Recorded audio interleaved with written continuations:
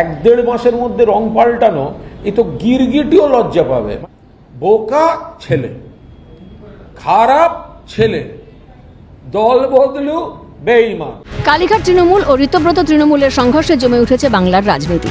1 মাসের মধ্যে জোড়া ফুল নিয়ে চলছে কাড়াকাড়ি। এই আবহেই বেঈমান ও গদ্দার বলা নিয়ে মমতার সৈনিক তথা তৃণমূলের ম্যানেজিং ডিরেক্টর পদে উন্নীত হওয়া কুণাল ঘোষকে নাম না করে আক্রমণ শানালেন বিরোধী দলনেতা ঋতব্রত বন্দ্যোপাধ্যায়। সাংবাদিক বৈঠকে তিনি দাবি করেন, তৃণমূলের প্রাক্তন এক সাংসদ জেলে থাকা অবস্থায় 91 পাতার চিঠি পাঠানো হয়েছিল প্রধানমন্ত্রী, কেন্দ্রীয় স্বরাষ্ট্রমন্ত্রী ও সিবিআই এর ডিরেক্টরকে। ওই চিঠিতে তিনি নিজের শেষ বয়ান হিসেবেও বিবেচনা করার আবেদন জানিয়েছিলেন। ঋতব্রতর অভিযোগ, ওই চিঠিতে দলের বিরুদ্ধে একাধিক গুরুতর অভিযোগ তোলা হয়েছিল।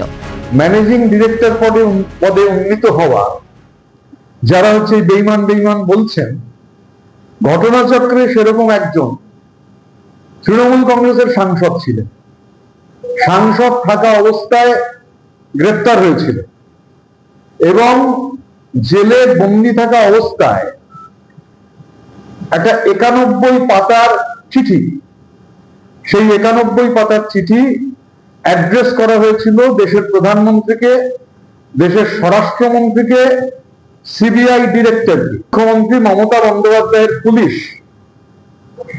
যদি জেলের মধ্যে কিছু করে, তাহলে এই 91 পাতার চিঠিকেই যেন তার শেষ বয়ান হিসেবে ধরে নেওয়া হয়। মানে মোদ্দা কথায়, অবাঞ্ছিত কোনো ঘটনা ঘটলে যেন সুইসাইড নোট হিসেবে এই 91 পাতার দলিলকে স্বীকৃতি দেওয়া হয়।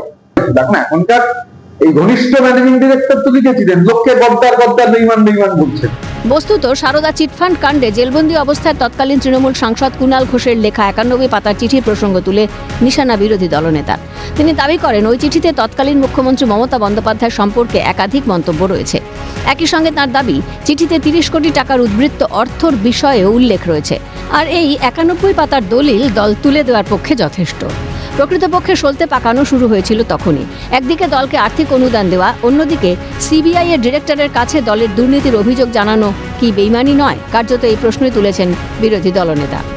পার্টিকে আমি 10,000 টাকা চাঁদা প্রতি মাসে দিয়ে গিয়েছি, চাঁদা 10,000 টাকা দিয়েছে, আর হাজার হাজার কোটি টাকার দুর্নীতি সম্পর্কে দেশের প্রধানমন্ত্রীকে, দেশের স্বরাষ্ট্রমন্ত্রীকে, সিবিআই এর ডিরেক্টরকে সেই চিঠি লিখেছেন। জায়গায় বলা রয়েছে যে সমস্ত খরচ বাঁচাবার পরও উদ্বৃত্ত 30 কোটি টাকা থেকে গিয়েছিল। 91 পাতার দলিল দল তুলে দেওয়ার জন্য যথেষ্ট। প্রকৃতপক্ষে সলতে পাকানো শুরু হয়েছিল তখনই। তাহলে এখন একটু ভাবতে হয় যে দলের সাংসদ দলের বিরুদ্ধে কি তখন বেইমানি করেছিলেন? তার বক্তব্য, মমতা বন্দ্যোপাধ্যায় চাইলে বর্তমান ম্যানেজিং ডিরেক্টরের কাছ থেকেই সেই চিঠি সংগ্রহ করতে পারেন। তা না হলে 15 দিনের মধ্যে তিনি নিজেই কুরিয়ারে চিঠির কপি পাঠিয়ে দেবেন। পাল্টা কটাক্ষ করে কুণাল ঘোষ বলেন, শয়নে স্বপনে জাগরণে আমার নাম মনে রাখছে ঋতব্রত, দেখে ভালো লাগছে। ওটা তো আমার জীবনের কঠিন সময়ের চিঠি, নেত্রীর ওই চিঠি পড়ে মুখস্থ। আমার ধারণা মমতাদিরও পড়ে মুখস্থ হয়ে গেছে। আমার এটা ভালো লাগছে।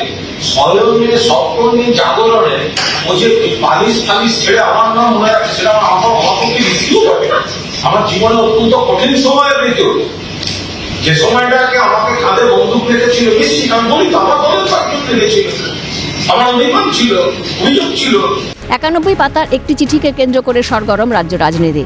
কটাক্ষ করে বিজেপির প্রধান মুখপাত্র দেবজিৎ সরকার বলেন, ওরা সবাই বিশ্বাসঘাতক, 15 বছর ধরে বাংলার মানুষকে শোষণ করেছে। মানুষের তৃণমূলের রঘু ডাকাত কালু ডাকাতকে কি চিঠি দিয়েছে, কালু ডাকাত পাঁচু ডাকাতকে কোন লাভ লেটার পাঠালো, এই নিয়ে কোনো উৎসাহ নেই।